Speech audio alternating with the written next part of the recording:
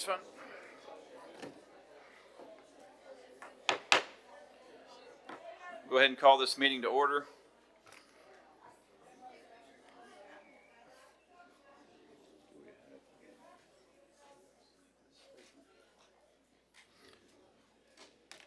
Okay, we'll lead you in the Pledge of Allegiance, then we will followed by a moment of silence. I pledge allegiance to the flag of the United States of America and to the republic for which it stands, one nation, under God, indivisible, with liberty and justice for all.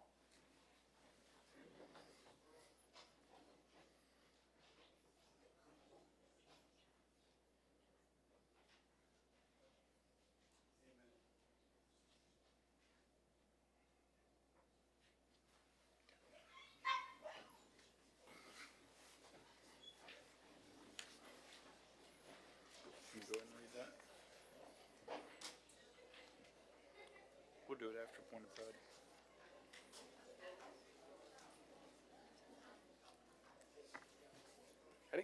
All right, so for this evening's Point of Pride, I am excited to honor students who were doing some amazing things over the summer.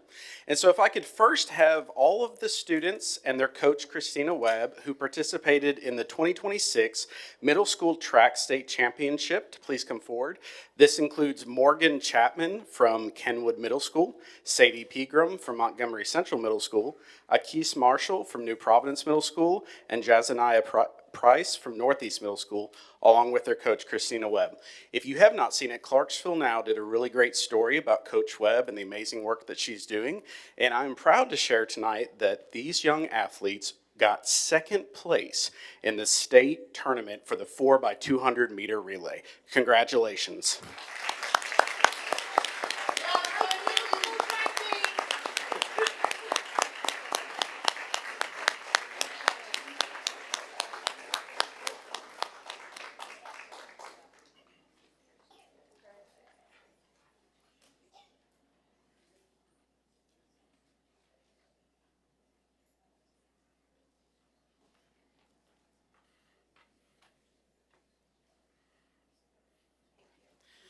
Congratulations again to the athletes, and thank you, Coach Webb, for all that you do. All right, next we have the 2026 High School Track State Championships, and unfortunately tonight we have two that weren't able to be here. I'll still recognize them. From Kenwood High School, Marie Jones was the TSSAA Class AAA State Track 4th place in discus, and Avery Young from Montgomery Central High School was the TSSAA Class AA State Track 2nd place in the boys 3200 meter. But tonight we do have Gabriel Taylor from Northwest High School. If she could please come forward along with her coach and administrator.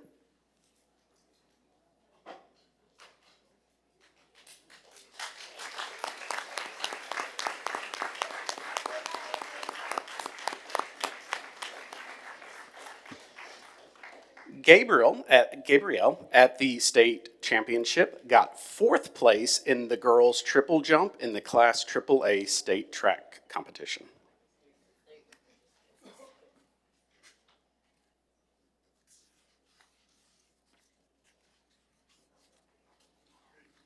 Congratulations.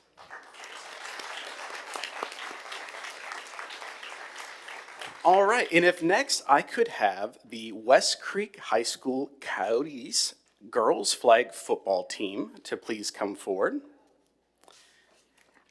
Students on this team include, Digby's here. They probably had practice or something tonight, but that's okay. So we'll have Coach Digby come up, and we'll share that these students were the state finalists and the Region 7 champions for the Girls Flag Football State Championship. Congratulations to them and their coach, Aaron King.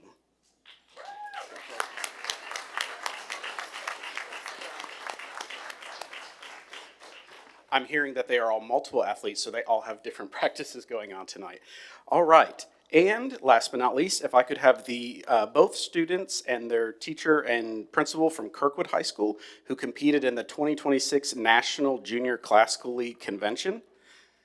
These students include David Lee and Ekaterina Olgitz, David Lee won first place in Latin literature, second place in classical art, and third place in Greek life and literature. And Ekaterina won first place in pottery. And again, this was the national competition. Congratulations.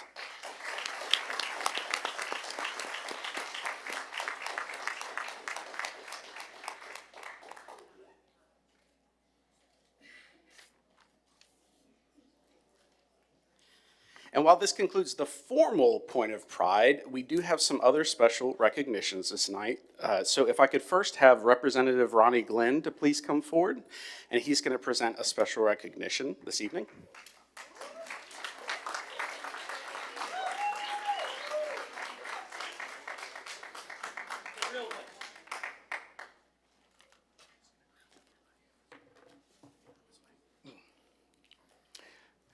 How y'all doing? I am making a special presentation to our very own Mr. Jimmy Garland. I have received a proclamation from the state of Tennessee in honor of his work as a school board member.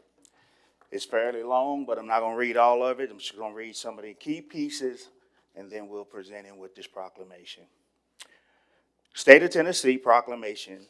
Whereas it is appropriate that we should honor those citizens who have performed with uncommon devotion and enthusiasm throughout their years of public service. And Jimmy Garland is one such person who has represented the citizens of District 5 with distinction as a member of the Clarksville-Montgomery County School Board for more than 2 decades, advocating for equal education for every student throughout the district and county. During his distinguished tenure, Mr. Garland has guided the Clarksville-Montgomery County school system through rapid student population growth and rising academic achievement, helping secure overall district graduation rates exceeding 95%. He served the board as chairman from 2010 to 2011, 2014 to 2015, and as vice chairman 2016 and 2017. Jimmy Garland was appointed to the Tennessee Board Association Middle Cumberland District Director in 2007. He previously served as an at-large member of the Tennessee School Board Association in 2015, earning recognition through the TSBA Boardmanship Awards Program, reaching Level 5 Master School Board status, and an advocate for student success and career readiness. Mr. Garland championed equal access to public education and career and technical education, expanding the district academic system and programs such as Project Search and Oasis Cafe, which provided high school seniors with disabilities critical vocational and job skills. Throughout his immeasurable career, Jimmy Garland has demonstrated the utmost professionalism, ability, and integrity, winning the unbridled respect and admiration of his colleagues and the citizens of Montgomery County. Now, therefore, I, Cameron Sexton, Speaker of the House of Representatives for the 114th General Assembly of the State of Tennessee, at the request of and in conjunction with Representative Ronnie Glenn, do hereby proclaim that we honor and commend Jimmy Garland for his years of advocacy and dedicated public service as a member of the Tennessee School Board Association and the Clarksville-Montgomery County School Board, and wish him every continued success in his future endeavors. Signed, Cameron Sexton, Speaker of the House, Ronnie Glenn, State Representative. Thank you.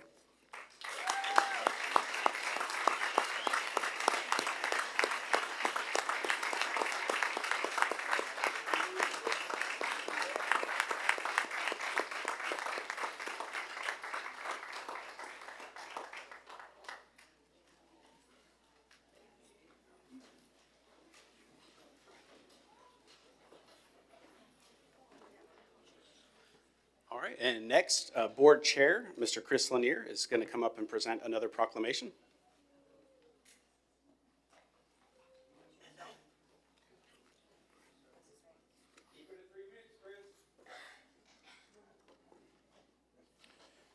Could Mr. Mayberry join me down here? So I received a proclamation to read from the Tennessee Senate. Whereas it appropriate that we should honor those citizens who have performed with uncommon devotion and enthusiasm throughout their years of service, and whereas our colleague, Representative Aaron Mayberry, is one such estimable person who has served the citizens of Montgomery County with distinction and a member of the Clarksville-Montgomery County School Board of Education for the past 4 years. And whereas committed to public education, Representative Mayberry has rendered sterling service to his community through his hard work and dedication on behalf of the children of the Clarksville and Montgomery County. And whereas Representative Mayberry exemplifies the spirit and allegiance to family and community that are characteristic of a true Tennessean. And whereas throughout his estimable career, Representative Aaron Mayberry has demonstrated the utmost professionalism, ability, and integrity, winning the unbridled respect and admiration of his colleagues and the citizens of Montgomery County. Now, therefore, I, Randy McNally, Speaker of the Senate of the 114th General Assembly of the State of Tennessee, in conjunction with the undersigned, do hereby proclaim that we honor and commend Representative Aaron Mayberry for his dedicated public service as a member of the Clarksville-Montgomery County School Board of Education, and wish him continued success in his future endeavors. Proclaimed in Nashville, Tennessee, on this 29th day of July, signed by Bill Powers, Randy McNally, Speaker of the Senate, and Cameron Sexton, Speaker of the House of Representatives.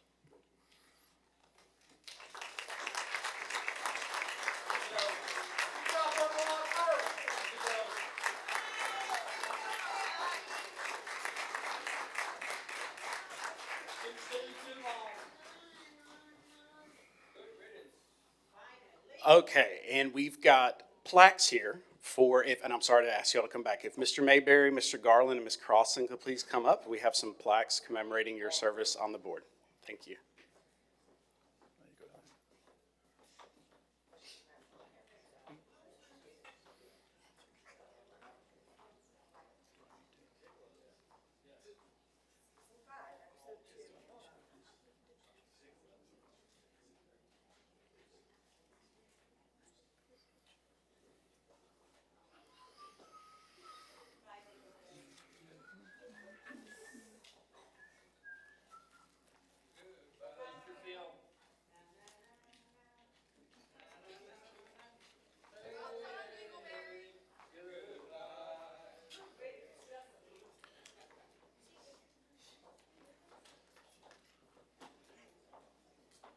Okay, that leads us on our formal meeting introduction.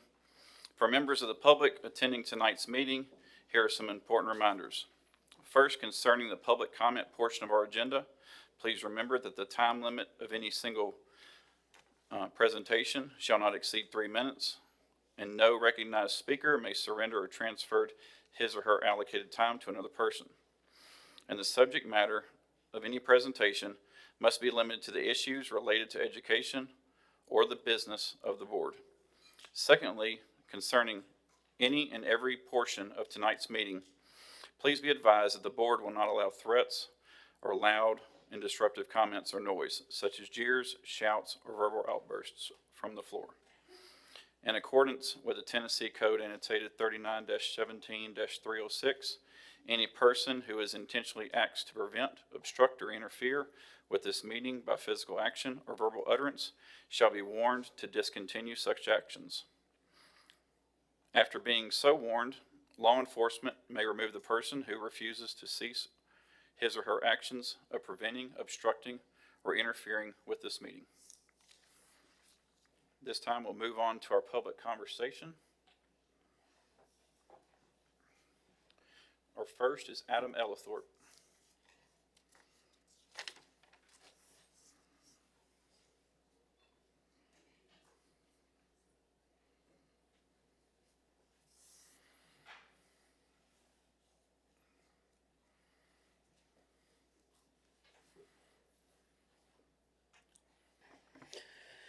Good evening, members of the school board.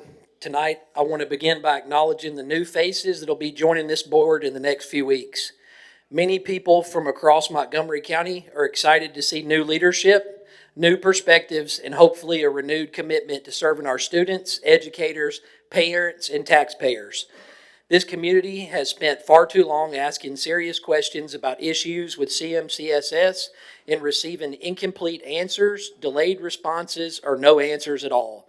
Families have raised concerns about student safety, transparency, accountability, and communication, and the way complaints are handled. These are not minor issues. They will not be disappeared, and they simply because they are being ignored. The people of Montgomery County deserve honest answers. They deserve a school system that listens when parents speak, protects students when concerns are reported, support educators who raise legitimate issues without retaliatory actions against educators. Teachers want to take responsibility when something goes wrong, not lose their job for speaking up when they see something out of place. We need change, but the change in the names on the board is only the beginning. Real change requires stronger oversight, open communication, consistent follow-through, and the courage to ask difficult questions, even when those questions make people uncomfortable. To the new board members, congratulations. You were voted in because the people wanted you to be here. The people who are leaving the board, you are no longer with us because the people did not want you here. Please remember that you were elected to represent the people, not to protect the system, not to defend an administrator, or simply agree with whatever is placed in front of you. Read the reports, ask the questions, request documentation, speak directly with the families affected by these decisions. Most importantly, do not allow yourselves to be silenced. To those of you who remain from last year's school board, time is to pull up your britches and get to work. The community has been patient, but patience should never be mistaken for silence or surrender. You now have another opportunity to demonstrate that you are willing to listen, lead, and demand accountability. This board should not operate as a rubber stamp. It should serve as an independent layer of oversight for a school system funded by the taxpayers and entrusted with our children. Board members must be willing to challenge questionable decisions, insist on transparency, and follow an issue until the public receives a meaningful answer. Montgomery County is growing, and our expectations must grow with it. We need leadership that puts students before politics, truth before appearance, and accountability before convenience.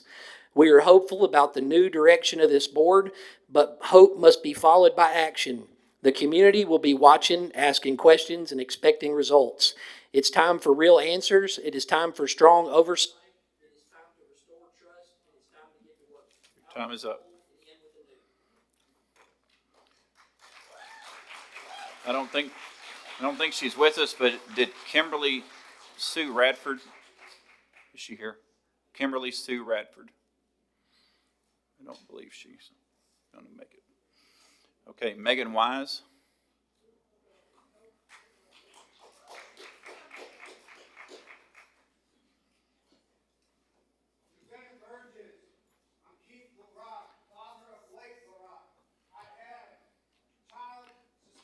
Please remove him.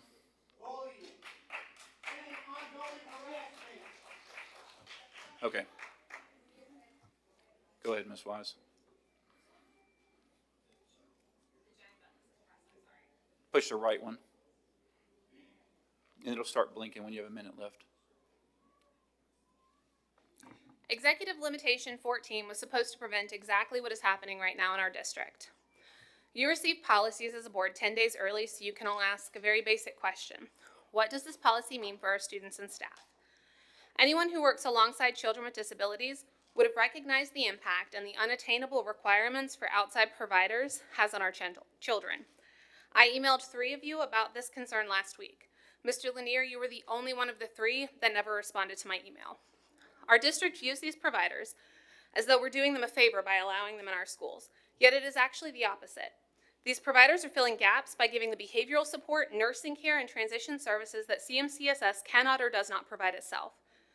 Their presence allows teachers to teach, classrooms to function, and children with significant needs to access their free and appropriate public education. I know this firsthand. It took our district months to find a nurse for my daughter Avery.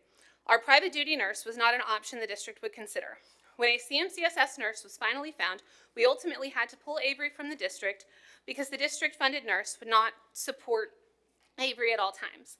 We were told she would be expected to support all students because she's not just Avery's nurse. For children like her, having a nurse beside them isn't just a convenience. It can be the difference between life and death. Avery went from opening presents Christmas morning to an ICU bed on a ventilator after her heart stopped beating in less than 24 hours. Student Services and Special Populations tried to push her back into the building 2 weeks after she was discharged without nursing support. This will occur under this policy to other families if this policy remains in effect as written.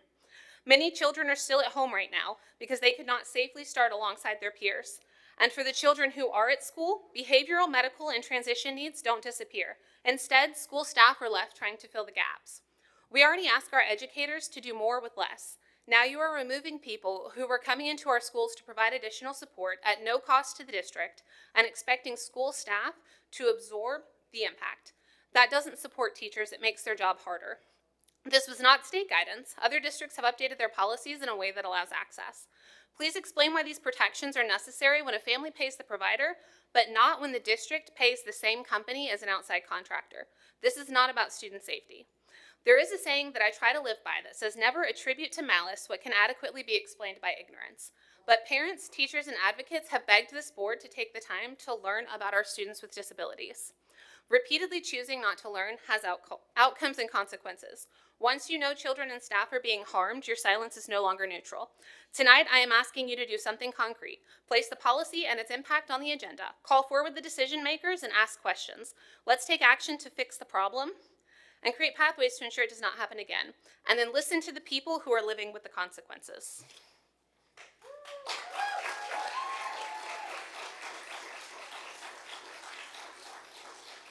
Ms. Wise, were you saying you did not get my email?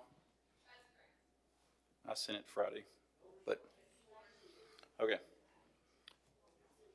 Now Rebecca Lotwell.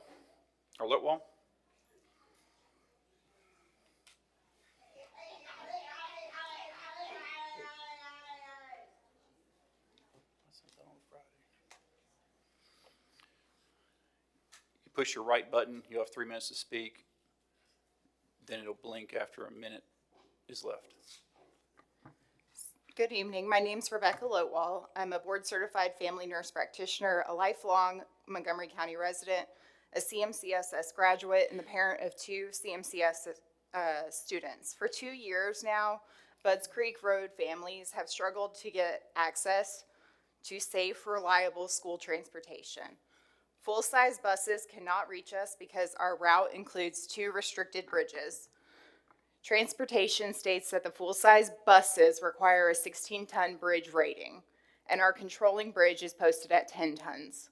The 6-ton bridge has 2 bypass routes, but the district maintains there's no smaller buses available. Instead, they have decided to move the stops. That shifts the burden and safety to the families. Budds Creek Road is a curvy 45-mile-per-hour road with no sidewalks and no shoulders. I've seen students walking to reach these bus stops. Middle and high school students use the stop more than a mile away from our home at Highway 13 intersection, which is a 55-mile-per-hour road with nowhere to park or wait. 2 years ago, 3 elementary school families were trying to squeeze into a small triangle 4.5 miles from our house, where cars would pass us and sometimes yell at us and nearly hit us. Last year, the stop was moved to a church 2.5 miles from us, which is a 5-mile round trip twice a day. Our hardship request to move our daughter's stop to her father's workplace, which is within the zone school, was denied because it's commercial property. Our oldest daughter has an IEP and has utilized unreliable and expensive contracted transportation. She now has to ride separately in a district SUV, which further separates her from her peers. I recognize the driver shortage and the need for larger buses, but moving the stop assumes that every family has reliable transportation, or that children can safely walk roads that were never designed for pedestrians. This is not meaningful access. The Montgomery County Highway Department maintains 219 bridges. At least 11 of these bridges fall below the district's 16-ton requirement. Although I'm still waiting for complete data. The bridge grants have been approved, but the work will take years. Our children need a safe solution now. I'm asking the board to evaluate a type A school bus or other approved vehicle that can legally cross a 10-ton bridge and respond to the affected families in writing within a reasonable time frame. This would give transportation the flexibility for us and families behind restricted bridges. I'm not asking for special treatment. I'm asking for safe, equal access.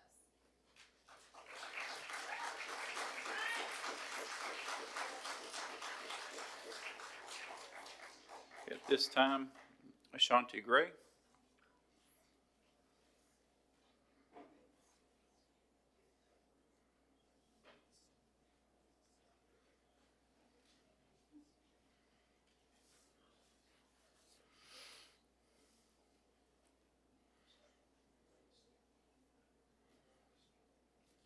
Okay, you're going to push your button on the right button, and you'll have 3 minutes to speak. When your light blinks on your microphone, you'll have a minute left. Good evening, members of the board and superintendent. My name is Ashanti. I'm a member of the Clarksville NAACP Youth Council and SOCUM, and I recently completed my time at Kenwood Middle. I just turned 14, yet I stand here today knowing that I am more aware of the reality in our schools than each and every single adult sitting in front of me. I am here tonight with the encouragement from my NAACP Youth Counselor Rose because I genuinely care about the community that y'all neglect. No, I was not physically on the bus the day of the crash, but what happens to one of us affects all of us. I will never forget coming back to the school after the incident, staying late just to sit outside and talk to my classmates through candles and flowers. And I will never forget crying to my 5th period teacher and asking my 4th period teacher to leave the door open just so I can sit alone at their empty desks and cry before I go on my bus. Because of that, I have to admit that this board's work ethic is truly impressive. I've never seen a group of adults work so hard and move so fast to completely avoid accountability. For months, I've watched my peers carry physical injuries, immense stress, and hundreds of thousands of dollars in medical debt, while this board hides behind legal excuses. I hold in my hand, right now, an obituary for Ariana and a pen for Zoe. I doubt most of y'all sitting in those comfortable chairs even cared enough to show up to the funerals because this community barely saw your faces. While the families of Kenwood were drowning in grief and medical bills, the leadership of this district was out attending galas and celebratory events like nothing even happened. And the lack of safety doesn't stop at transportation. We are forced to sit in schools where we feel unprotected. When a teacher at Montgomery Central is arrested for displaying obscene material to a minor, and that teacher happens to be the husband of the superintendent, it leaves the entire student body skeptical, but I digress. How can we feel secure when the administration is more focused on protecting its image than shielding its students? Your demand for strict decorum while our classmates are gone, the survivors' families are in debt, and our safety is compromised is an insult. We are in high school now, but we are not leaving our classmates behind. Stop fighting these families in court. Take full responsibility for school safety and ensure that every single medical bill for the Kenwood survivors is paid completely and immediately. The election is over, but all eyes are still on you. To the returning members and to the outgoing members trying to leave this mess behind, we will not let you sweep this under the rug. You protect your meetings. Who protected Zoe and Ariana? Thank you.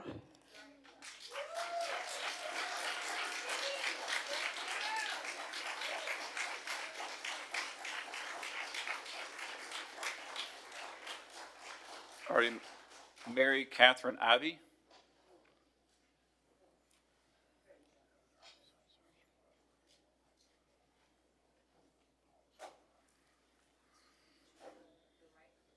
The right. I'm here tonight because I am concerned about the new policies affecting outside service providers who support children with autism and provide other developmental needs at CMCSS schools. My son has received ABA or Applied Behavior Analysis services since he was 3 years old, year-round at home and during pre-K and in school for kindergarten at Oakland. His therapist has worked with him for more than 4 years and understands his individual needs, including aggression, eloping, and noncompliance. Most importantly, they have developed trust and rapport, and we have seen significant success, so much so at the end of last school year, we were able to remove his behavioral intervention plan as his therapist and teacher worked together to implement consistent strategies, allowing my son to access FAPE.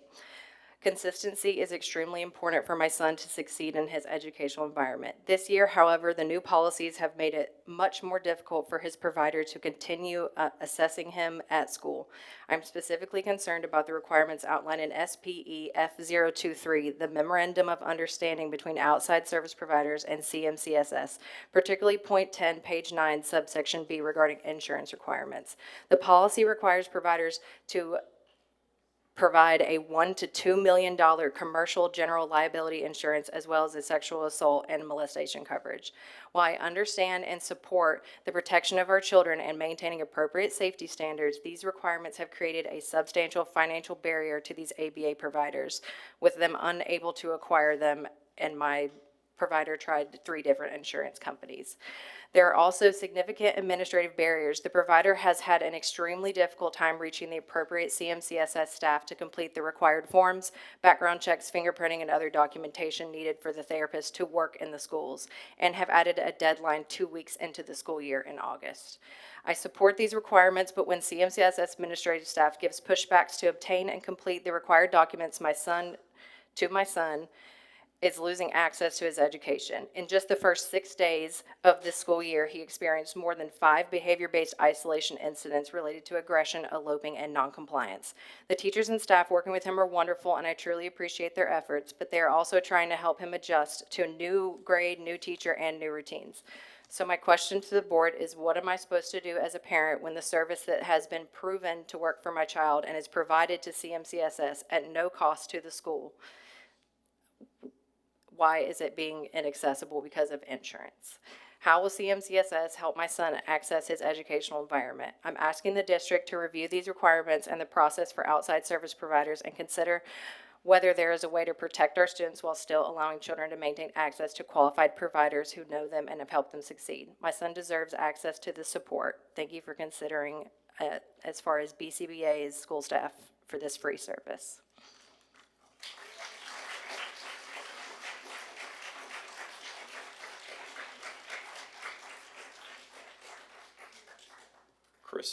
Carissa Cocker.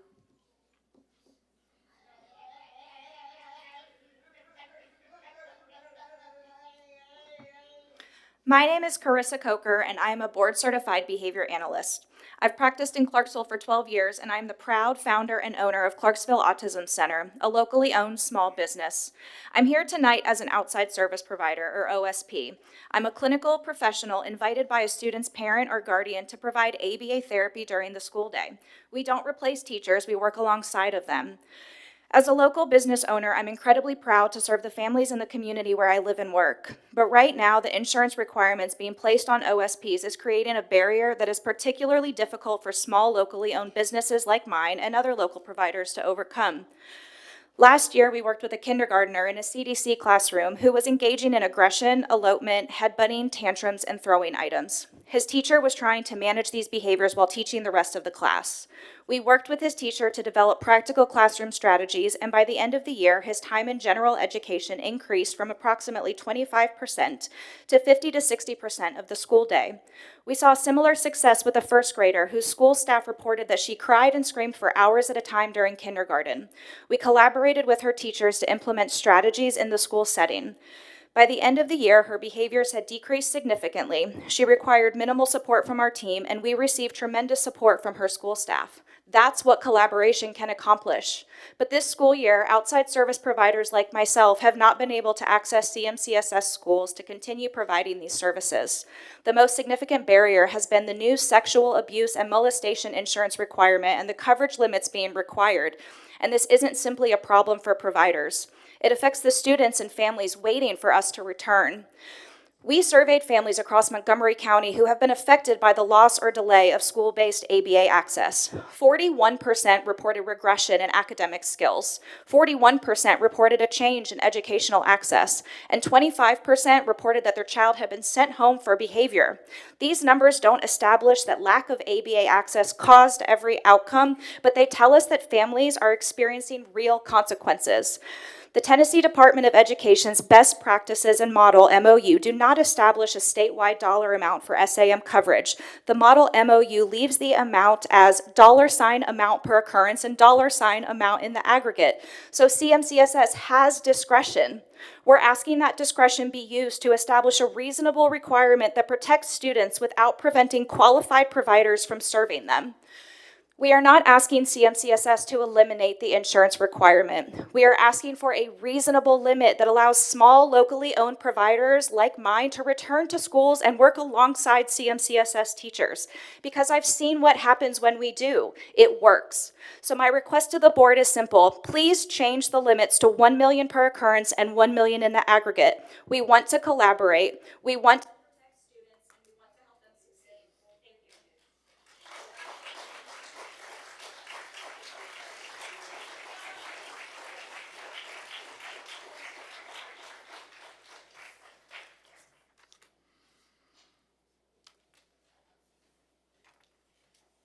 Okay, moving on to our approval of consent agenda.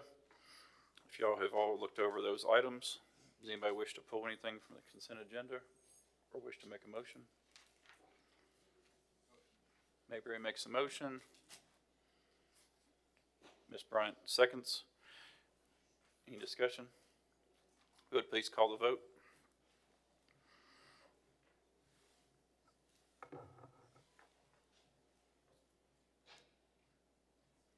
All members satisfied with your vote? Please tally the vote. Motion passes. Okay, moving on to reports. Elementary school number 27 update.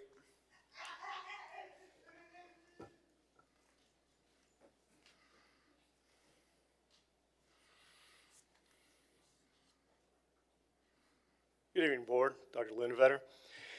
It's my honor to be here per the request of the board at the August 4th study session.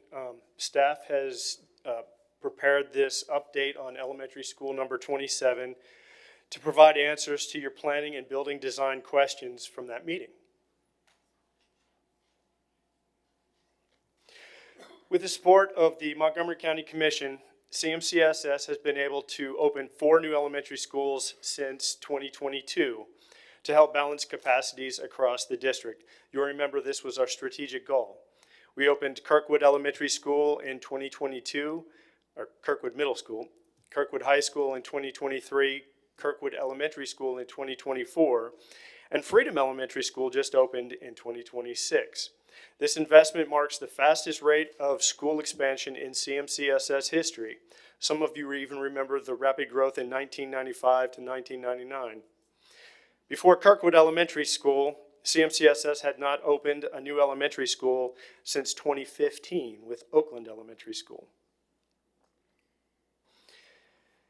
Each year, the CMCSS zoning project team evaluates existing school zones and building capacities to identify opportunities to better serve students, and our boundaries are subject to change each year as a result of that study. In 2024, the school board approved a comprehensive 2-phased elementary school rezoning for the addition of Kirkwood Elementary in 2024 and Freedom Elementary in 2026. Boundaries for nearly all elementary schools across the community were adjusted to optimize overall building capacities. 85% is our target. 85% provides capabilities to allow flexibility in programming and extracurricular opportunities in our schools. This is a snapshot of our current elementary school capacities. You can see that all but 6 elementary schools are under 100% capacity. 16 are above 85% capacity, so that's our target. 9 are below 85% capacity. Not bad at all considering where we have been. There are 3 schools above 90% capacity in zoning region 2. That's 1/3 of those over 100%. That has our attention, and zoning region 2 is the area with the fastest growth in Montgomery County. Annually, the CMCSS Operations Department collaborates with the Regional Planning Commission, city, county government, and other key stakeholders to analyze current population trends and develop projections for facility needs over a 10-year period.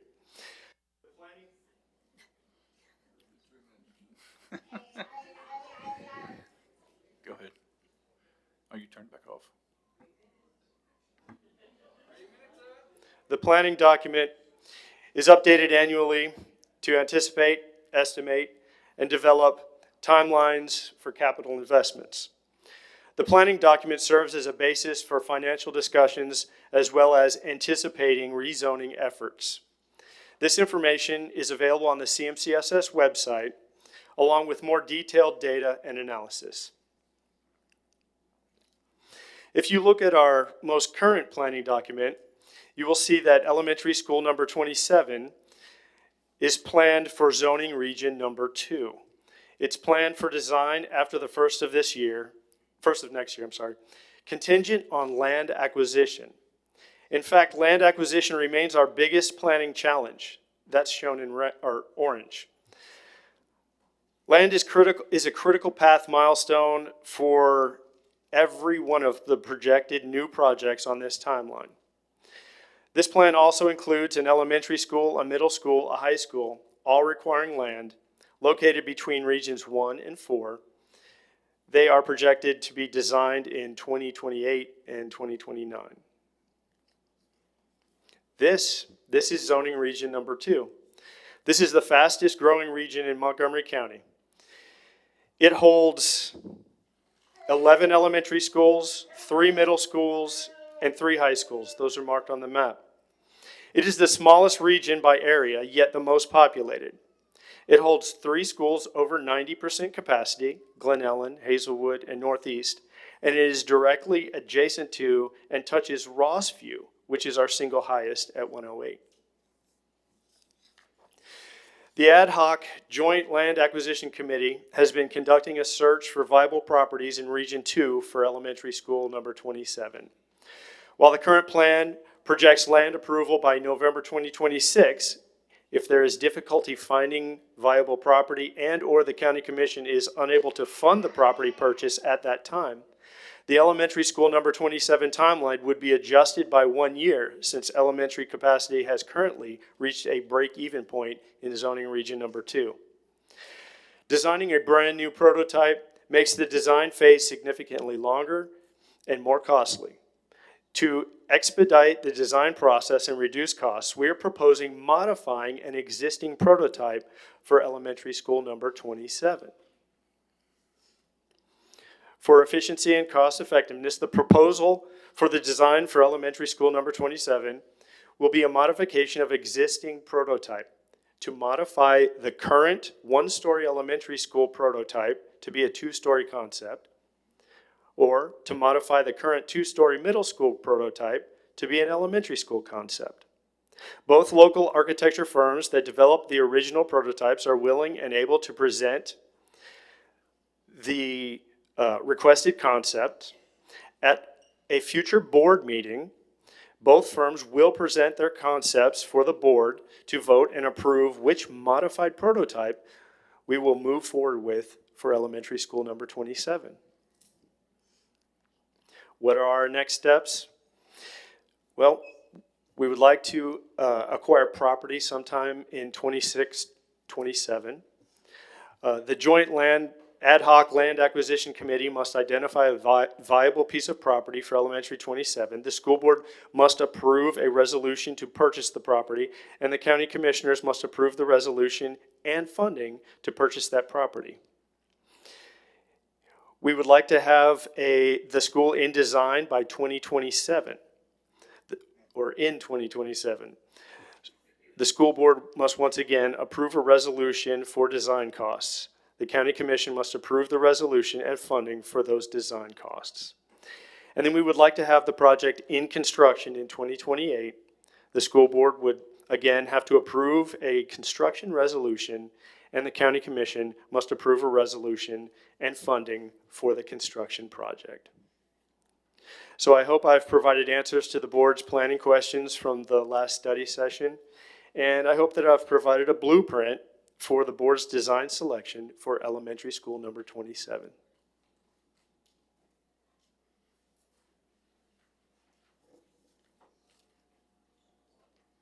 Any questions? Mr. Griffey? The modified timeline is putting us close to on schedule currently. Correct. 2 to 3 months behind, but not a year and a half like the one that Correct. we were presented last year. Yes, sir. Okay. And how far along are we in this process? Are we currently trying to identify the property? Currently, the Joint Ad Hoc Land Acquisition Committee is still working on a property in zoning region 2 for elementary school number 27. And how long have they been working on that? They've been working on that for probably 2 years, would you say? We've had ups and downs, some we can talk about.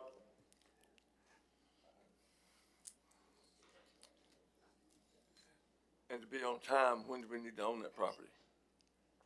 Well, ideally, we would like to purchase the property by the first of the year. But with the proposal for the selection of the design for elementary school number 7 comes an added benefit that it allows us to proceed with design while the acquisition of the land is currently in progress. So you can begin the design phase before you find the property? If the board selects a prototype that we can move forward with, correct.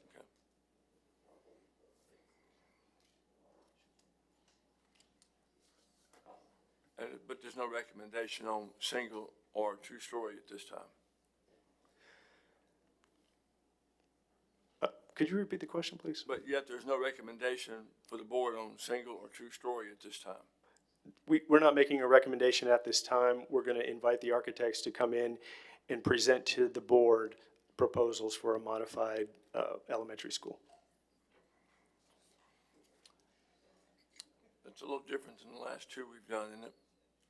Last time we just had a recommendation from staff and it was brought to the board and staff had looked at those proposals. The last time we made a recommendation for all 3 schools, we were using the existing prototype. We've got a continuous improvement team that is looking at elementary school instruction, not only now, but 20 years into the future. We made modifications to those prototypes each time. We've made minor modifications, that is correct. This would be a wholesale reimagining of the elementary school. Okay, but you're still using the prototype that exists? Based on the prototype, correct. Okay.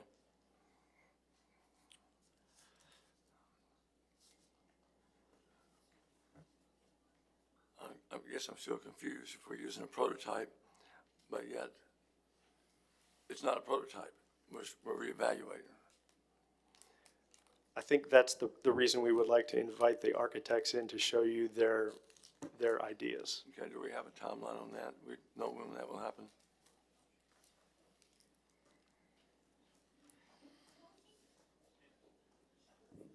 Because I like to talk to Norm because I don't know much at all about construction. So as he was explaining it to me and I was trying to make sense. So I do want to be clear. It's using the existing prototypes, but like he said, reimagining. So right now, as you all toured Freedom Elementary School, you saw a 1-story school. This would be those same architects saying, okay, we like a lot of things about the school, but now we're going to make it 2 stories. So that is more than just modifying. That's kind of totally changing that concept. Versus, we already know we have 1 2-story prototype, which is the Kirkwood Middle, West Creek Middle that you've seen, and basically saying, well, this is designed for middle school. How could we reimagine that for elementary? And like Norm said, we were able to speak with both firms that we've worked with, and they both have said we absolutely could modify those designs to meet those expectations. As you know, we've been talking about 2-story schools for several years, and that is something not only to meet maybe some financial needs and that desire from the county commission, it also helps us in the land acquisition because we don't have to necessarily get as much land because you can build up. So I hope, does that maybe explain a little bit better that it's quite different than what we've done in the past, where it's like, here's Kirkwood Elementary, now we're gonna take this and put it on the Freedom Elementary site, and we're gonna change the colors. We might put in a different HVAC. This is gonna be quite different than that, but it still saves us money and time because some of those foundational elements are already there with the existing prototype. My major concern is not having to get into portable cities because we didn't get it built quick enough. That creates safety issues for the children in some cases. It creates traffic issues because you're adding so many students in classrooms to a parking lot and driveway that wasn't designed for that many students. So that's my concern of expediting this project and not being behind. I don't think I have any other questions right now, but I may come up with one before discussion is over. Okay, Mr. Garland?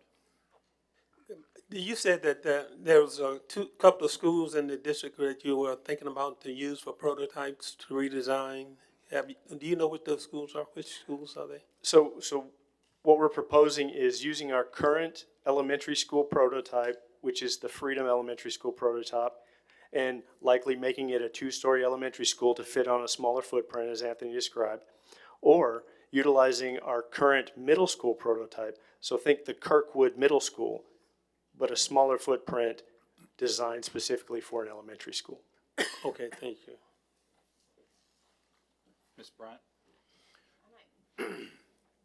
I might be ahead of the curve here with my question, but when you had the report, it looked like the Rossview school was actually the one that had the most overcapacity.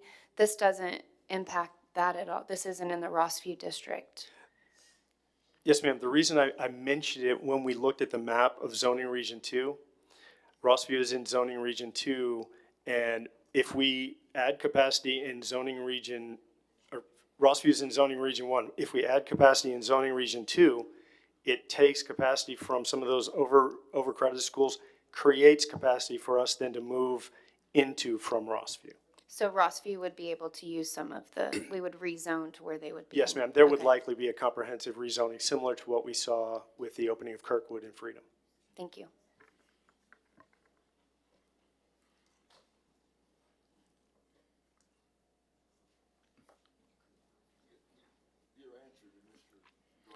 Mr. Griffin? Hold on. Mr. Griffey's microphone lit up. Your answer to Mr. Garland's question reiterated the question that I asked earlier. You said the current prototype, this two-story, modified to elementary, and you said that the current single prototype be modified to two-story. But you didn't mention the current prototype that is two-story be modified to single-story, and I thought you mentioned that earlier as well. So you just said it correctly. So the choices will likely be the current elementary school prototype modified to be a two-story elementary school to fit a smaller footprint, or the current middle school prototype modified to be an elementary school. Okay, y'all missed the elementary. I heard smaller to modify it for smaller for elementary, but that's still two-story. Yes, sir. Okay. We're not making a recommendation tonight, but those are likely the proposals that we'll see. Most likely, it's going to be a recommendation for a two-story building then. Is that what you're saying? What we're proposing is probably going to be a recommendation for a two-story building. Okay. Yes, sir. And then the timeline, I'm not sure we answered that question, but that would be in the next few months at the board's convenience. Thank you. No more questions. Statement. I would love to see it back in the next couple of months if we can get that arranged. Yes, sir. And, so we can begin this process. Yes, sir. Thank you. Thank you. All right, moving on.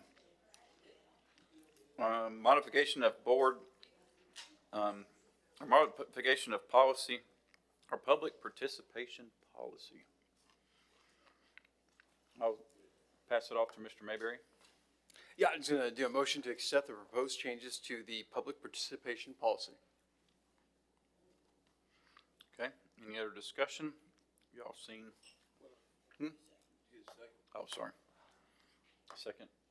Are you saying your second, or are you saying need a second? No, I just asked if you needed one, if you had one. No. Anybody seconding? Ms. Crosland, second. Any other discussion? Mr. Mayberry? All right, thank you.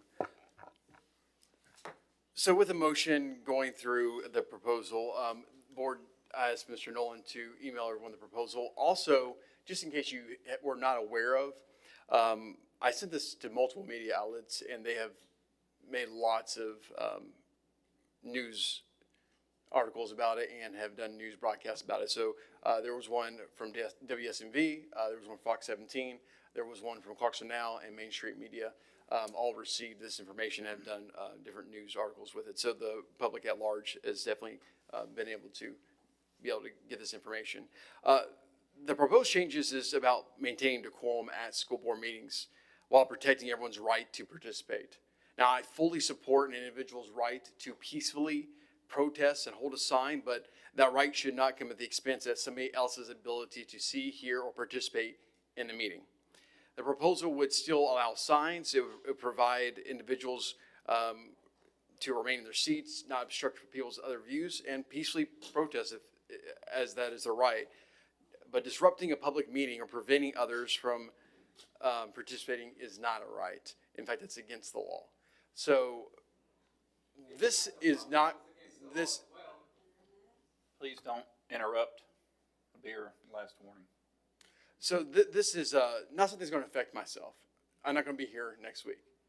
So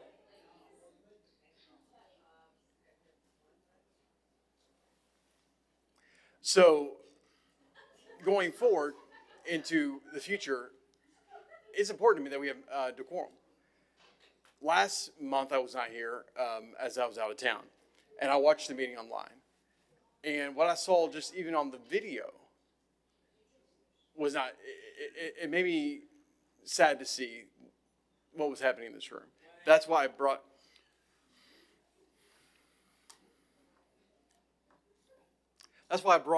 this forward. And I would love to see this because we need to maintain decorum. This is a public body.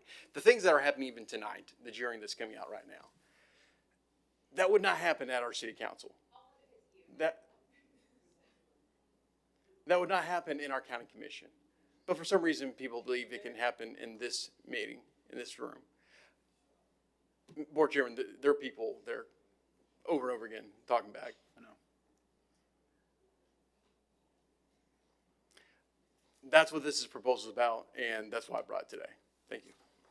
Thank you. Okay, any other discussion?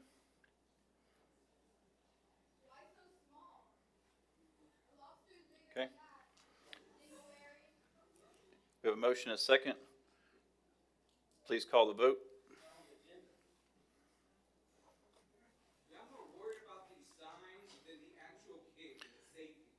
Please remove him from the audience. That's the second time I've told you not to speak. Thank you. You just interrupted earlier. Please vote. Is everyone satisfied with your vote? There's somebody that hadn't voted.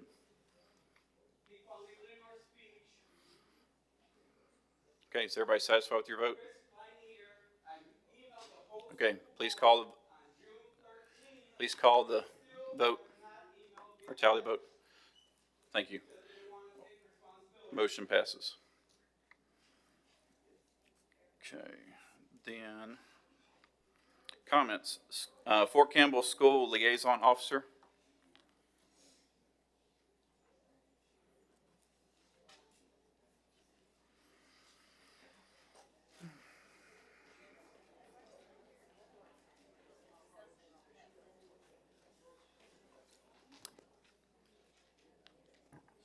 Good evening, Dr. Lunavetter, school board members, and commissioners.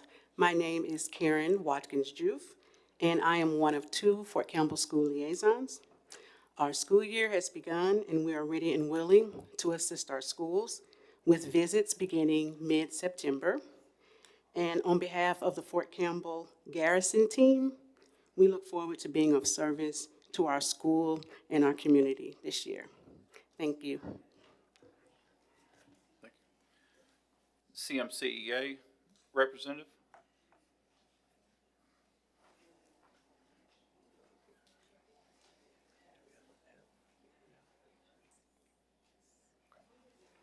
Good evening.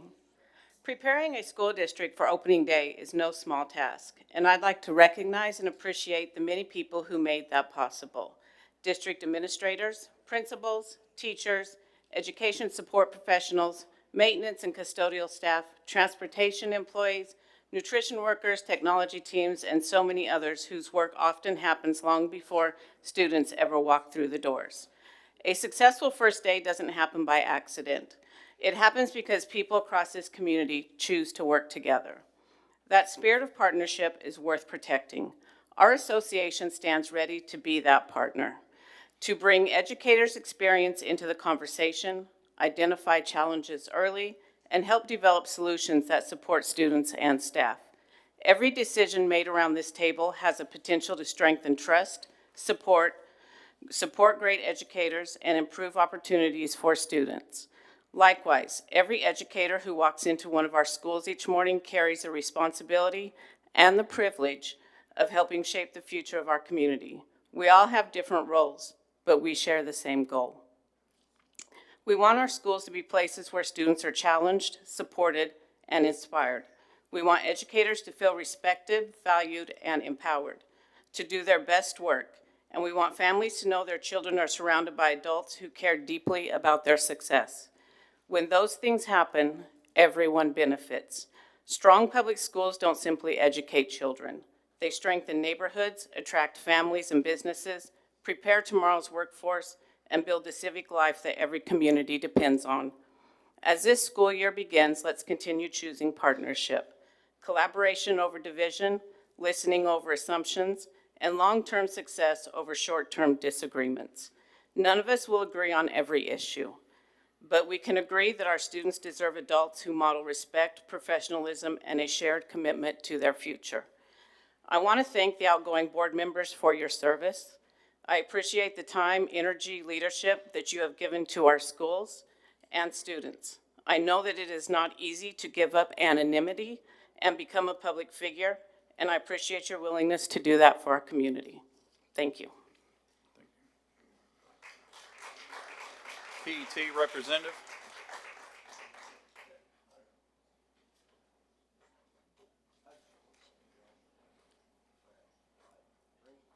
We have a pet representative?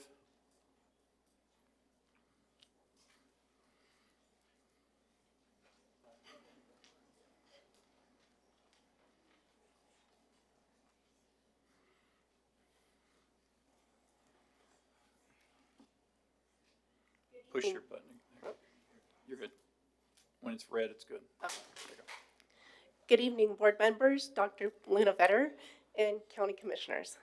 My name is Jill Dawkins, and I will be representing Professional Educators of Tennessee, as Kathy Kolb has taken a new role as the teacher representative of the Tennessee State Board of Education. I have been an ESL teacher at CMCSS for the last 18 years, currently serving at Northeast Elementary School. Our membership is looking forward to a new year where we celebrate academic successes of our schools and recognize the hard work of our educators. We understand there's work to be done. Our educators are ready for that challenge. In closing, Professional Educators of Tennessee recognize to achieve any future success, we must work together and support each other. Thank you for the opportunity to speak tonight. Thank you. All right, county commissioners, comments? I just wanted to say thank you for the board members that are no longer going to be here. We appreciate all you've done and all your help for the school and everything like that.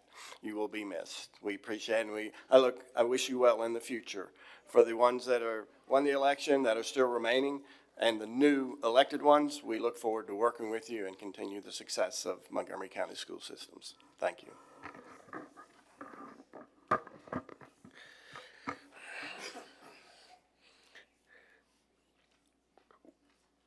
What I feel like that we witnessed earlier with a policy being implemented, that you're far more concerned about how parents express their concerns rather than addressing the concerns that the parents are upset about. And this continues to be a theme with this board.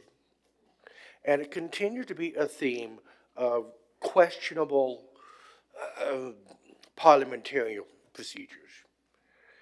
Every meeting that I've been at, city council, county commission, everything is read. Nothing is read in this room. So that in itself had me wondering why we're voting on things without reading them publicly, number one. And we're not reading new policy without a public reading from 2 weeks ago or tonight. So there were no rules suspended. There were no questions about whether or not this is even legal to do because of that. And just because we are doing this, that we're doing something that based on the procedures of the state legislature, which is not bound by sunshine law, this body is, just like we are. So I have serious questions and concerns about a policy that limits the expression of free speech in a public forum without any kind of double reading that is required by state law. But because you're a state representative, you get to say we can do that. So no, we're not going to miss that. And this kind of behavior is exactly what this board had been doing. And as I stand here, as I sit here listening and watching this, it is an embarrassment for this county. And I'm not going to miss any of this at all. This is my last public meeting as well, as a member of the county commission. And there's probably some people that are going to be glad I'm not going to be on here. But you know what? Tough. All that we've done is just open my mouth a little bit more, because these are things that have to be addressed. Start addressing the problems, not trying to defend the board that is creating the problems. That's the one thing I want to say.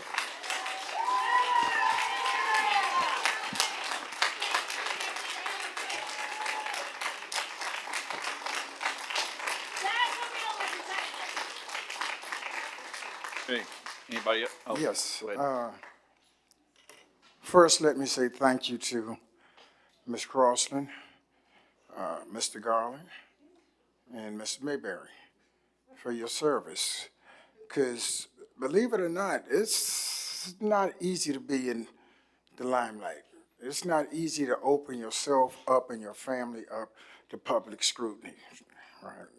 And I've found that by serving on the county commission. So I want to say thank you, first of all, for your service, right? But we opened this meeting, and I've been here now about 6 months, every meeting with the Pledge of Allegiance and a moment of silence. I'm a man of God. I pastor a church. I've been a man of God all my life, raised in a single-parent household who taught me how to treat people. My mother taught me that. All right, so when we stand and we having a moment of silence, I'm praying. I don't know what any of you are doing, ain't none of my business, but I'm praying. And I'm praying for this body. I'm praying for the people that are sitting behind me, right? I'm praying for us, that we treat everybody with dignity and respect. Then we go to the Pledge of Allegiance. I'm not going to recite it, but the last 7 words, with liberty and justice for all. With liberty and justice for all. The word liberty means that we are to enjoy the same social, political, and economic rights and privileges enjoyed by others. That means we got to be equal. Stop talking down and belittling people. I have seen that over the last 6 months that I've been here, and it makes me sick to my stomach. It makes me sick to my stomach. Right? We all know what justice is. You want justice for you? They want justice. Why can't we just sit down and get to the root cause of this problem? It can't be that hard. We all are adults. And this problem just keep going on and on and on and on. And until we get to the root cause of this problem, we solve the problem. And I'm going to tell you right now, I'm going to speak to the people behind me. They are not going to have all the answers to the questions you've got. They're not. Trust me when I tell you that. People ask me questions every day, and I cannot answer every question. And I respect that from the board. But people, I would ask you to give them the same respect. I would ask you to do that. Right? Give them the same respect. But don't brush people aside. Don't do that. Don't do that. If you knew how that made you look in the eyes of other people that are watching this. I was in South Carolina a couple of weeks ago, and I watched this meeting in South Carolina. And people at the table were laughing at y'all. They were laughing. They said, "This is what you deal with?" And I said, "Yeah, sometimes." When we know better, we will do better. It is time for us to start doing better. Thank you.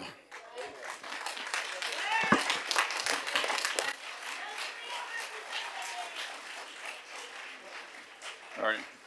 Any other county commissioners? Okay. All right, board members' comments.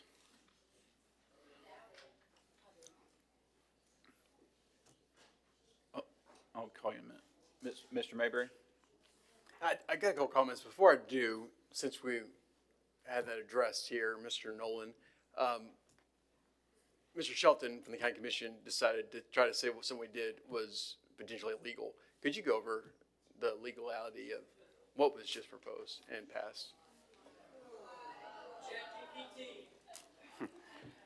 The short answer is the modification of the public policy participation policy is constitutionally legal and supported by case law. Thank you. Thank you. And Mr. Shelton, what we simply want is decorum in this room like you have in your room. And what you guys have in your room is decorum. And it seems to me to speak to this body and say that we can't have what you have is completely unreasonable. So thank you for your comments. I do want to say today I'm thankful for the elections. Christina Terinsky is going to be coming in, and want to wish her good luck. I just want to say I've been on this board for 4 years, and everyone on this board, I'd say 95% of the time agree. Most of the stuff we vote on, it's kind of like the Supreme Court, most of the stuff you vote on, it's the same, right? Then there's those few percentages, 5-10% of the things that, we battle over and we go over, we just have disagreed on. But one thing that I can say about this board from the day I got sworn in to today is everyone in this board has been very respectful towards me, up here and behind the scenes. And I really appreciate that. And I mean that from back with Ms. Margaret Pace, Mr. Charlie Patterson, Mr. Herbert Nelson, everyone from the past to every one of you that is in front of me today. So I want to thank you for your kindness, your love, the decorum that we keep. It matters a lot to me. I'm always going to think back on this time in a very positive way. I get told by so many people when they find out I'm a school board member that, wow, they're like, wow, that's the most thankless job, most thankless piece of government that you can serve on. And I believe it is true. People reach out to us because they're frustrated, they need help. and we are here to serve them, to serve their families, to serve the children. And I've never questioned a single person up here and your hearts for children and for the people here in Montgomery County. So I just want to say thank you to all, and I'm going to miss serving on this board, miss you guys. Thank you. Thank you. Ms. Bryant?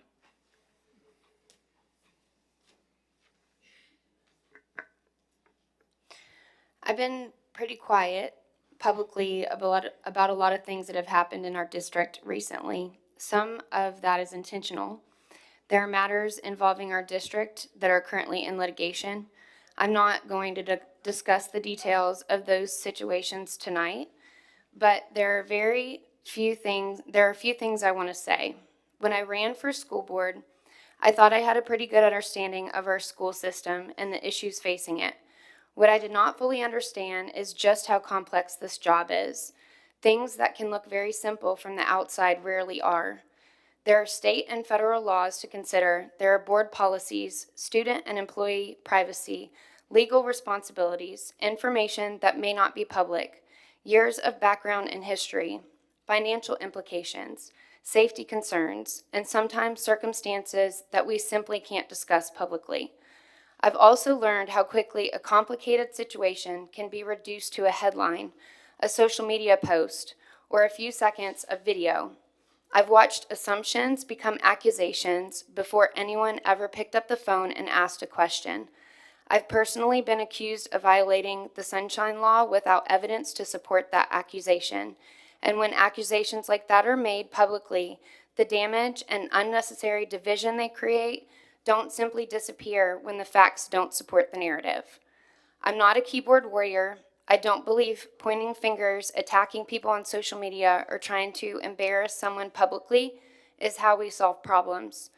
And I think as a society, we're losing the ability to simply sit across from someone we disagree with and have a civil conversation. And I'm going to stop from this and point out the fact that we have 2 board members that got recognized tonight, and I sat here and watched the room. As you guys know, there are a lot of things that we have not agreed with Mr. Garland about, and thank you so much for your service. This is what it's all about.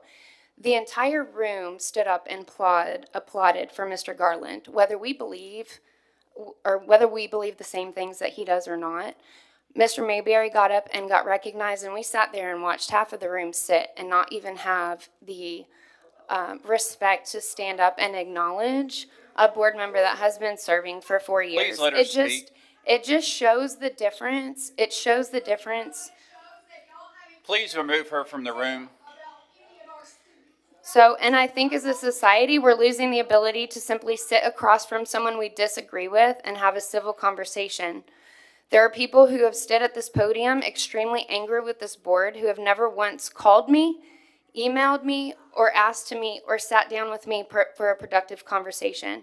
On the other hand, almost every teacher, parent, student, or community member who's asked to speak with me personally, I've made every effort to meet with, either in person or by phone. I may not always agree with you, you may not always agree with me, but I will listen. We also spend hours every week reading emails and messages from the community. Increasingly, some of those are lengthy, mass-produced messages that appear to have been generated by AI rather than someone simply telling us, in their own words, what they are concerned about. I would much rather hear your story, your experience, and your perspective in your own voice. It doesn't have to be perfectly written, it just needs to be real. I've been working with the team to do a better job of proactively giving the public the information they need to participate in these meetings. Clear printed agendas, expectation for meeting decorum, explanations of how public participation works, and information about the appropriate person or channel to contact when there's a problem. This will be available in the back table at the next meeting. I strongly believe in public participation. I also believe in order, respect, and productive conversation. Somewhere along the way, it feels like we've forgotten that we're supposed to be on the same team. We may not vote for the same people. We may not belong to the same political party. We may strongly agree about an issue. I have 2 children in this school district. I know and care about the teachers here. I know parents. I know students. These decisions are not theoretical to me. They affect the people I care about too. I'm certainly not sitting in this seat for the spotlight, and anyone who has seen school board paycheck knows that I'm not doing it for the money. I'm here because I care about this community and I care about our kids. So my hope moving forward is that we can give each other a little more grace and a little less suspicion, ask questions before making accusations, pick up the phone before making a post, sit down with someone before deciding who they are or what their motives must be, hold us accountable, ask hard questions, disagree with us when you believe we're wrong. That's part of public service, and it's a part of a healthy community. But let's also remember that there are real people on every side of these issues. We'll not always agree, we don't have to. But I believe we can disagree, listen, learn, and still walk out of this room remembering that at the end of the day, we all want the same thing, a school system and a community that our children can be proud to call theirs. I still believe that we're capable of this, well, most of us anyway. And I also want to say that thank you guys to the county commissioners that have been serving. We appreciate you guys being here and your time. And the board members, that this is your last meeting. I appreciate you guys, your service.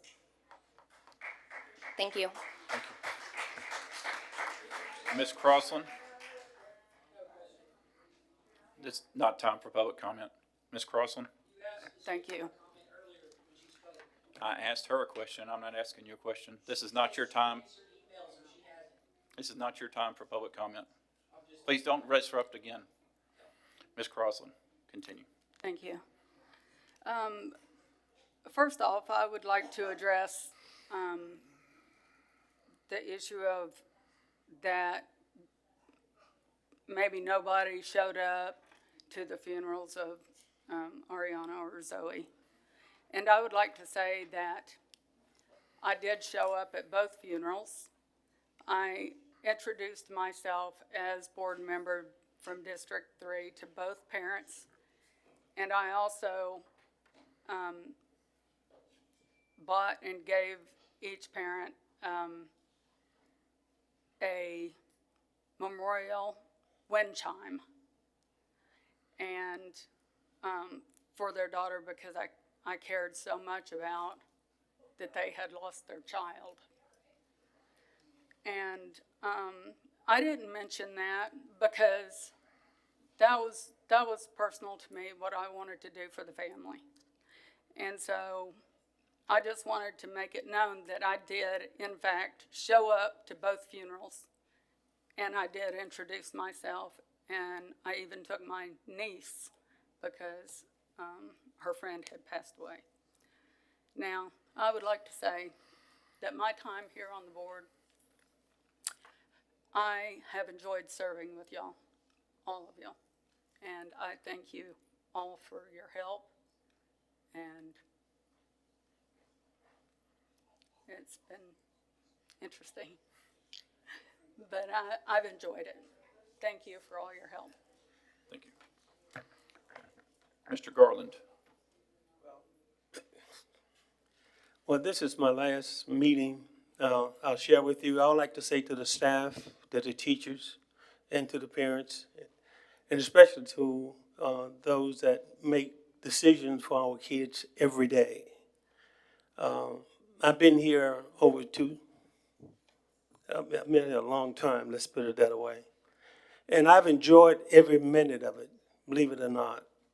I enjoyed every vote that I took to make sure that there was a school for a child to attend, where there was a desk for a child to be able to sit at, that there was a teacher for them to be able to come in and educate them to become productive citizens of this nation. As I move on, I want you to know that I will miss this Tuesday night meetings. Why? Because they have been ingrained within me that this is something that I needed to do, something that I wanted to do. I am not up here because of publicity. I'm not up here because I want to make a name for myself. I'm not up here because I want people to think I'm bigger than what I am. I am here, I've been here those 24 plus years simply because I wanted to be an advocate for the children. Yes, no, yes, there are times when I spoke out. There's times when I didn't speak out. There are times when I stood up. There's times when I didn't stand up. And I believe as leaders, you're going to find that there are times that you need to stand up and sometimes you need to stand back. As we grow, as we have grown over the years, I have seen this district tackle take on challenges, issues, and come out smelling like a rose. Then there are times that we have had problems and that we go through processes like this. But we always come out as a system. CMCSS is one of the, as far as I'm concerned, and you don't have to take my word for it. I've been all over the United States with this district. And we are one of the, we are one of the best districts in the state of Tennessee, if not the best. Why? Because we have standards, and our standards to some may be lacking, but our standards are still above those that are out there that's trying to mimic what it is that we have put in place. And I say to the director of schools, don't do your job. And as you do your job, do it with your head held high, simply because we always, over the years, we have always, I remember when I first came on was Dr. Husk. And the first thing I was told by my county commissioners that I need to shut that woman up. Why? Because she was talking to the community. She was telling the community we didn't have the finances to be able to do the things that we needed to do. She was telling the communities that the county commissioners need to support us. And believe it or not, because of that challenge, that way she challenged, she told me, I'm not going to be here long because they're going to run me off. But as soon as she left, Dr. B.J. Worthington came on. And when he came on, after we got Dr. B.J. Worthington, then that's when things began to gel. Because he was a person that has been here a long time, and everybody knew him. And that's when the county commission and the school board began to come together and vote and do things that were pleasing, that was for the children. I enjoyed 20 plus years on this school system when it wasn't partisan. I have not enjoyed the partisan piece of this board. Why? Because, I've been a Democrat all of my life, and I'm going to be a Democrat until I die. But I've always looked at the issue, and I voted for issues, not individuals, not parties. And I believe that if we would take on the roles that we have been assigned to take on, I think that we could be that great school system, that we could be that great community once again. Why? Because it takes us to make Montgomery County what it is.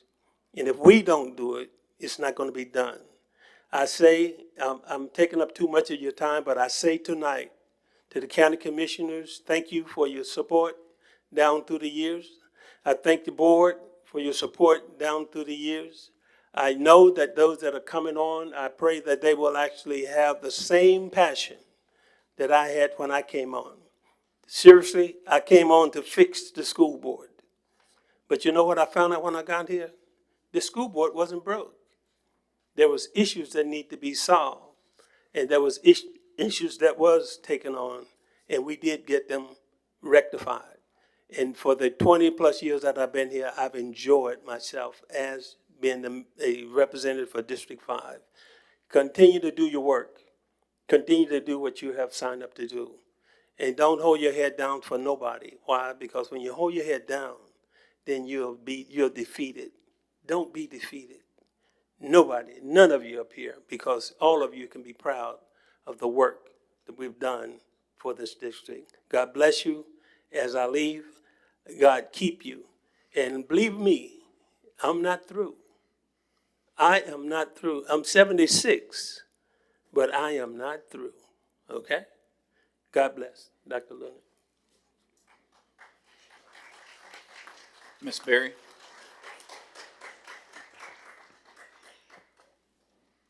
I just want to say that my mother always taught me to be humble, respect everyone. And when you give respect, you receive respect. And when you disrespect people, they're going to disrespect you. And always be willing to forgive, because none of us are perfect.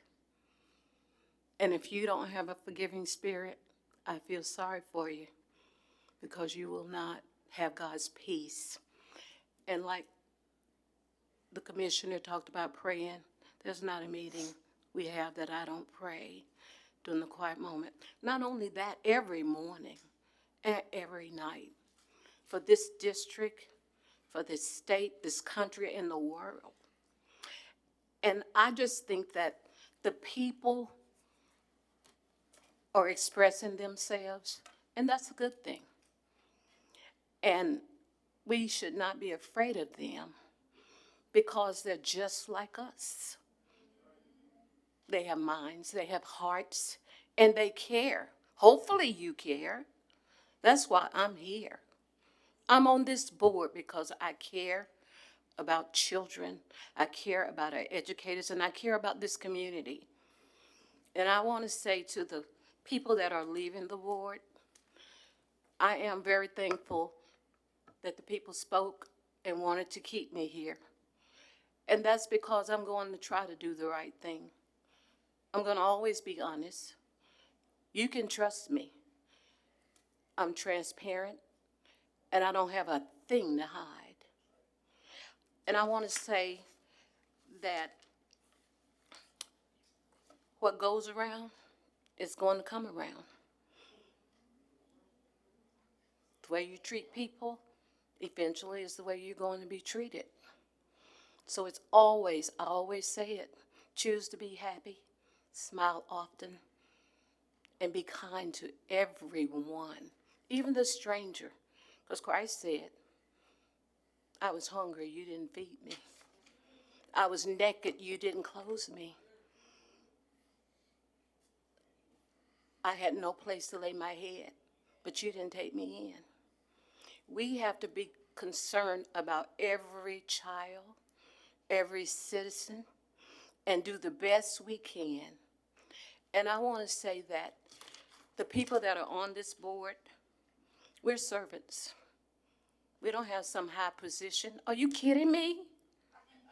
My goodness, I don't get gas money.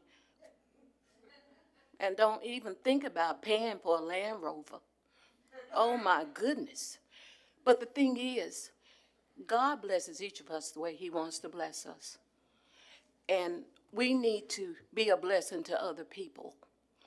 And I'm going to continue to be a servant, even if I'm going to be the only one. But I want to say that we have to gain public trust again. We do. We have lost it. We have to communicate everything with the public. There are some things we have to keep secret, Mark. We can't talk about them. They're embargoed. But those emails, it doesn't take 5 minutes to answer email. If you're on this board and you don't answer emails, you should consider resigning. Because we are the liaisons between this district, Dr. Vetter, and we have to make ourselves available. One night a woman called me 3 o'clock in the morning. She didn't know that was my devotional time. I get up and spend time with God before I kiss my husband. And are you awake? Yes, I am. How may I help you, ma'am? Oh, you awake? She thought she was irritating me. But God had me right on time for her. But I want to close out by saying to Mr. Mayberry, Mr. Garland, and Ms. Crossland, your volunteer time, because that's who we are. We're volunteers. I may have 6 phone calls in a day. I may have 12. I don't get paid for that time. I don't get to clock in and out. We're available 24/7. And if you're thinking about the school board, don't think you're going to get rich, because you're not going to make 1 dime. I pay more for my campaign than I make in the next 4 years. I do, because I believe in the cause. Also, I want to say that We can gain the trust of the community by being open and honest and always respecting them and serving them faithfully. All the things that you've done, Teresa, Jimmy, Aaron, you know all those hours, that personal support you had to give as a school board member. Many times you had to put your family on the back burner to meet the needs of the community. And I want to say that we've had to make some difficult budget decisions, and we've had to make some difficult decisions concerning staff at times. But I appreciate your deep commitment and you listening to people, teachers, parents, community members, and even those that cuss you out. I want to thank Jimmy for his many years of service, and we go way back, but we are committed to public school. There's nothing we have to brag about, and all these things that we're doing, hopefully, will make this district better. We'll leave it when we leave the board better than we found it. Again, no more lies, no more deceit. We have to be for the people, servants of the people, caring, committed, and concerned about everyone. I don't want to preach tonight, y'all know I will. But, sometimes you just have to speak truth, and it is what it is. God bless you. Mr. Griffey? I'm going to be a lot briefer than I meant to be, but I want to address and mention in May of last year we had a tragic accident involving one of our school buses. And it's talked about a lot, it's been addressed a lot to the board. And there's no way that anyone who hasn't lost a child can relate to the pain and suffering that a parent would go through in that incident. I certainly cannot, and I pray that I never have to. There's so many things going on with trauma and injuries in addition to the loss of life that it touches everyone, including each school board member, even though we may not talk about it as much as you'd like us to. We feel it because even though they're not a child we saw every morning and every evening, they're still one of our children that we feel a certain amount of responsibility for. There's certain laws and regulations that prevent us from taking a whole lot of action at this time. But don't think for a minute we're not listening.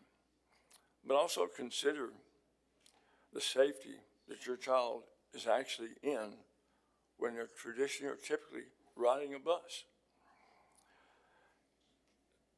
Our buses travel the same distance to the moon and back 8 times in one school year.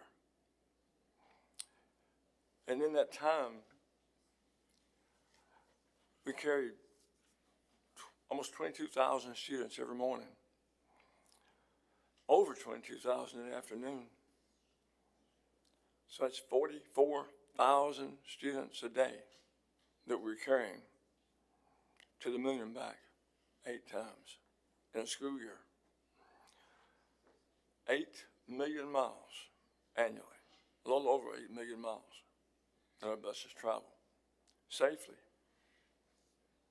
Yeah, we had a tragic accident. And there's nothing that we can do to fix that, except the things that we're allowed to do.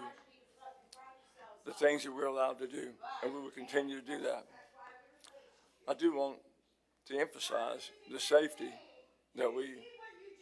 Please remove her, thank you. I do want to emphasize the safety that we put into effect each and every day with the methods that we have to train the drivers, CDL qualifications that they have to pass extremely hard tests for, and I've taken one, and it's not a walk in the park to pass those tests. Annual physicals that they have to take to make sure they're eligible to be drivers, training throughout the year that they have to keep updated to make sure that they're up to date on all the new safety policies that go into effect or passed by the laws of the state. These are not just jobs that somebody jumps in a bus and takes off.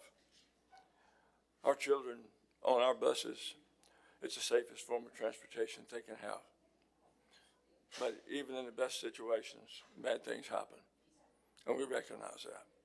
But do not overlook and forget to thank the bus drivers that every day get back on that bus and have the safety of your children at their highest interest when they get behind that wheel and it starts rolling.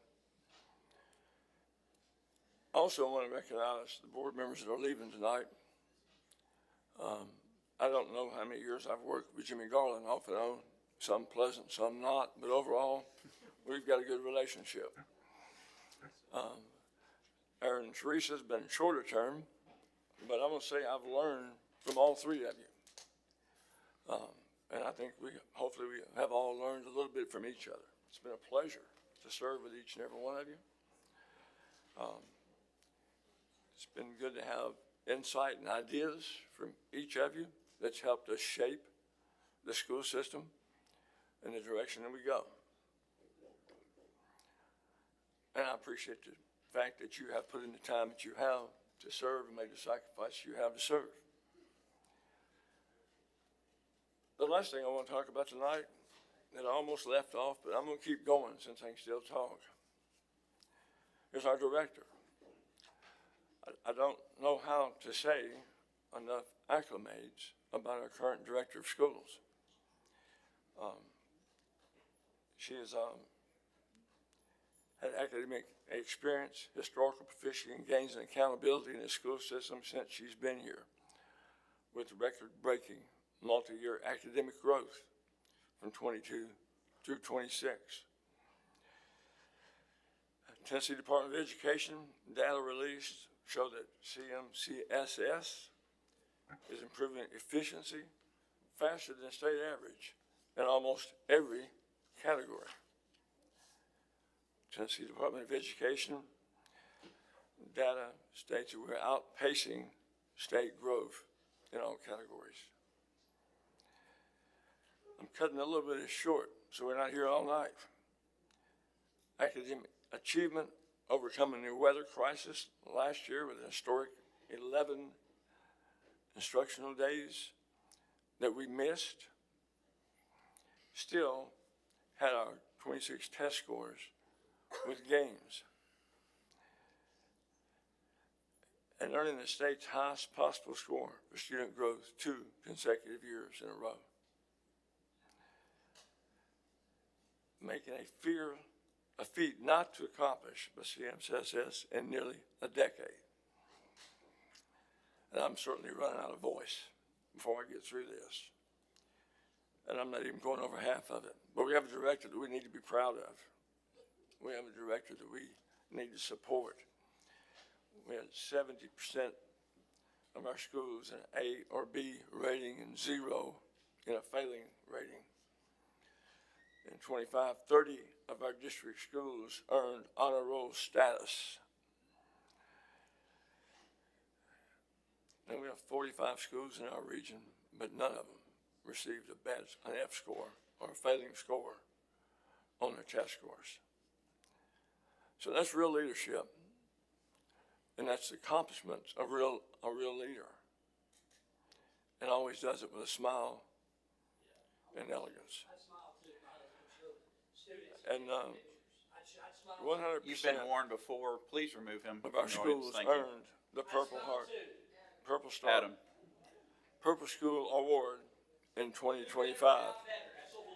Please Another remove him from the audience. That is. The national recognition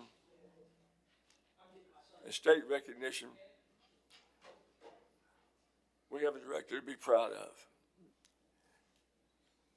There's no one in this room that's perfect, including our director and including me, or including any of these board members. But each and every one of us are constantly striving to do better and do what's right for these students as a whole and bring the best education in this county that we can. And that concludes my report, my comments. Mr. Mayberry? Yeah, I failed to recognize the staff earlier. And I just want to say to you guys, it's been an honor working with you. Everyone from the district, from the teachers, you know, in my time, I made sure to go to every single school I represent and spend time at each school and interact with the staff there. But the district staff, you guys are so incredible to help us out. LaTanya, like, all of us couldn't praise you enough for all the things you do to make sure we are put together. Thank you very much. During the tornado, I'm telling you, that showed so much to me, your hearts, the hours you guys put in and our district put in. When we were out giving merchandise and things to our community at the different church locations, our bus drivers going through and rotating people in and out of zones where they could go and pick up debris. They said we picked up so much debris that they had to shut us down for a couple of days. It was incredible. And a lot of that engine that made all that happen was the Clarksville-Montgomery County school systems, and a lot of us on your guys' leadership. So I just wanted to say to you guys, man, thank you so much for the joy it's been to work with all of you out there. You know, I just look at, I mean, one of the biggest joys, honestly, has been former teachers of mine, you know. So Dr. Dowdy, she was 18 years old when she taught, but we're practically the same age. But I can say Dr. Casebolt and Dr. McElroy and different people I've been able to interact with since I've been here. It's just been a joy. Mr. Feldman, principal of my daughter, you know, just it's been so great. So I just wanted to say thank you guys so much. I want to echo what Mr. Griffin just said with Dr. Linda Vetter. You are the best director we've had in Clarksville-Montgomery County. I appreciate you. What he was reading from is going to be, I know, released here, but I've seen the data. Clarksville-Montgomery County's data of what we've done in growth since you've been the director is remarkable. So thank you for all you do.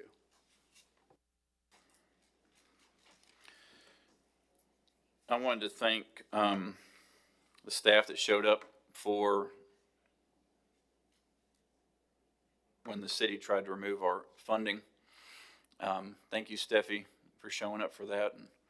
And we did do some collaboration on that, but the reason that was so much of a thing I wanted to fight for is it's a referendum that was voted on by the people, and I don't think those should be taken away. If they need to figure out a different funding, then that's what they need to do. But we were successful in that, and that did not pass.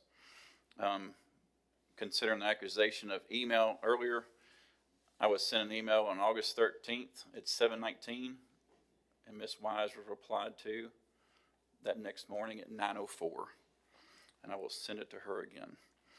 I don't go through a week without meetings with constituents. I've done quite a few since the last board meeting, and I've got a couple set up with even those in this room. So again, I want to thank all those outgoing board members, and it becomes a customary thing for any board member that served as a chair to receive the gavel. So at this time, I will present the gavel to Mr. Garland.